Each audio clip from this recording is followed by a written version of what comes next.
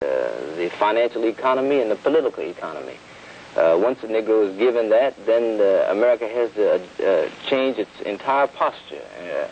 I think it's inevitable move toward some kind of socialism of a sort. Mr. Walker, are you saying, and I would like to ask you, the rest of you gentlemen, this question, are you saying, therefore, that you do not believe that President Kennedy and the present administration mean what it is they say? Let's forget the question of tactics or delay or whether this should have come 3 years ago or what.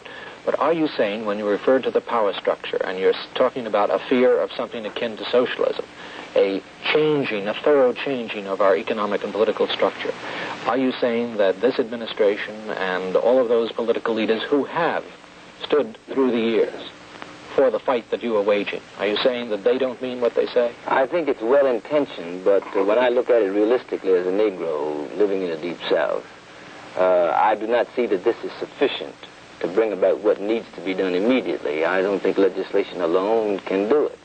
And I do believe that... How can you believe it's well-intentioned, then?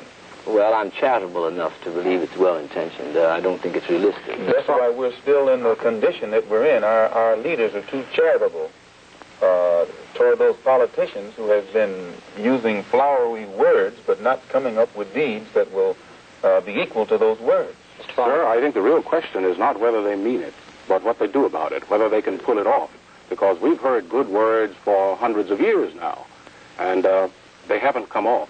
Yes. Now, maybe they've meant it. I don't know. I can't look into a man's mind and read his mind. I'm not a mind reader. But what I know is that those words have not been backed up by deeds. So we will have to judge the administration. We'll have to judge its good intentions by what it does, not by what it says. But of course it all comes back to Mr. Morrison's statement about power structure, and this is why I keep not beating a dead horse, because it's hardly dead. Coming back to the question of whether you feel that basically the power structure, however one might define that in this country, is basically opposed to the Negro's search for equality. This, it seems to me, is such a basic question, and such a basic question that we ought to take a break for a moment and come back to it in just a moment. Mr. Walker, you wanted to say something about Yes, this. I want to take strong exception to the President's suggestion that it's better to move the struggle of the Negro for full emancipation out of the streets back into the courts. And I take the inference as meaning that it's dangerous for the battle to be waged in the streets. But I think in the wise of our American heritage that I don't want anyone or the public to think that our means of fighting for equality in the streets is an illegitimate method. It's a part of the American tradition. And I do not want it thought that because it is dangerous, that it should be taken from us as a methodology to secure full emancipation now. May I just say, as an historian, my reading of what the President said on Tuesday night is not that there is something wrong with what goes on in the streets, but that he himself, as an historian, knows that this is the way so much has been accomplished in our own history, but rather is saying that that has been the prelude to the writing into our governmental structure, through our legislatures, through our executive branch, of more fundamental reforms. I don't think that he is saying that there is something illegitimate about what happens in the street, in the actions that you gentlemen are responsible for. I don't think that at all. This is my own reading of it, but rather that he is seeking now to make firmer within the context of this total American structure what has been stirred up by the actions in the street. But when he says it's better, fortunately, or I guess unfortunately, John Kennedy has never been a Negro, and I can't wait to go through the courts, because I've seen 100 years of that, and it's city by city and county by county and specific instance by specific instance. And that's why the courts alone will not do it, and I can't buy that it's better to move it from the streets into the courts. What this nation must face is that we have a legitimate right under the First Amendment guarantees of the Bill of Rights to peacefully demonstrate, and this is what the nonviolent revolution is directed at. And this is why we insist upon it. As a means of, if you will, creating a crisis so severe that the government, the federal administration, has to grapple with it and do something immediately. But it seems to me that what President Kennedy is saying, that he is urging upon the congressional branch of government, the legislative branch of government, what it is you have just said, that the federal government must seize upon this question now that it has been dramatized so successfully by what has happened. But I think he knows full well that it cannot be done like this summer, and we say it must be done this summer. And yet what you say is that the national government must do something. The means by which the national government does things is through the executive branch, through the Congress. The courts have acted. You say the courts do not function quickly enough. I think the president concedes that. I'm not here, obviously, as moderator, and forgive me for stepping out of my role, taking one position or another, but rather trying to clarify what it is that the president has said. And he is not, it seems to me, denying the validity of what happens in the streets, but rather, as you have suggested, saying this must lead now to other action, and is urging upon the Congress this other action. Let me press this point a little bit further about legislation. Just Sunday, Nell Ponder, one of our field secretaries, and 6 other ladies and young girls were returning from South Georgia, and in Winona, Mississippi, they went into the previously all-white waiting room of a Trailway bus station. And this is supposed to have been settled by legislation and ICC regulations 2 years ago, climaxed in the Freedom Ride. Yet they were arrested and beaten and put in jail and held incommunicado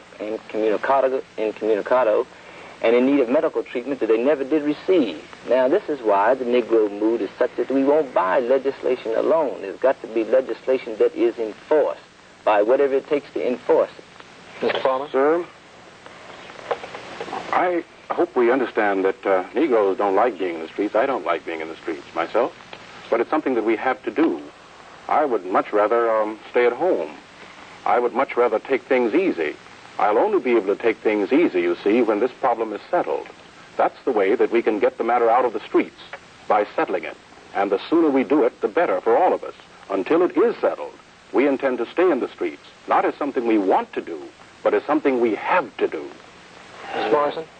President Kennedy not only stated that that his administration considered it much better, I would also assume safer, for the struggle of the Negro population to be removed from the area of street demonstrations and protest to the courts.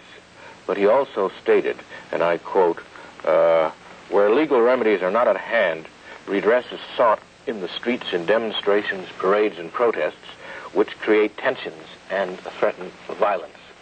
Well, I say that responsibility for the tensions and violence lies not with the Negro people, who are proceeding peacefully and legitimately for legitimate rights which the Constitution says they should have, and privileges which have been denied them as citizens. But I also say that in the tradition of American struggle for freedom, street demonstrations and public protest are completely consistent with American rights and with American history. We must not forget that the revolution which created independence for this republic was started in such a street demonstration on Boston Common. And a Negro played a rather significant role in that demonstration, even though the Negro population of that country, of this country at that time, was not a political factor, but was enslaved. Well, I don't think that there's any question but that anyone who knows the history of this country would concede, in fact, insist that this kind of street work, street fighting, the indication by the mass of the people of their feelings has been quite consistent, and as a matter of fact, perhaps been one of the finest aspects of the American heritage, whether it was the farmers who said they better raise less corn and more hell, or whatever group it might be. But their action led to change, led to governmental change, led to legislative change, which the president is now urging. And it just seems to me, and I don't want to pursue this further, but it just does seem to me that the president isn't denying the validity of the action, of mass demonstration, of what has taken place on the part of your movement, Mr. Walker, your movement, Mr. Farmer, but rather is saying this must now be institutionalized, which is what I should imagine you gentlemen would want. But you can't compare the revolt of farmers with the revolt of black people in this country. Because if the farmers are revolting over more or less corn, which is in no way involves the Constitution or what